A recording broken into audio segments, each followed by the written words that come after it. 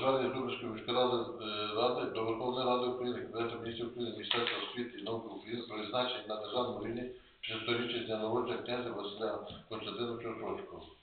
Так, це рішення. Це є рішення обласної ради. Відповідно підготовлено. І звернення Зубрської міської ради до Верховної Ради. Ми доповнили звернення Рівненської обласної ради в зв'язку з тим, що Василь Костянтинович багато зробив конкретно для міста. Ми ще в підсумку вставили свою, те, що стосується міста Дубно. І відповідно так само направляється.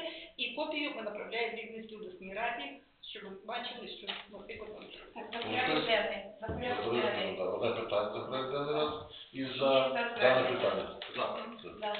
Дякую. Це буде так. На підписую, я Приймаєш? Це є підписання. Це є. Це є. Що, так? Так.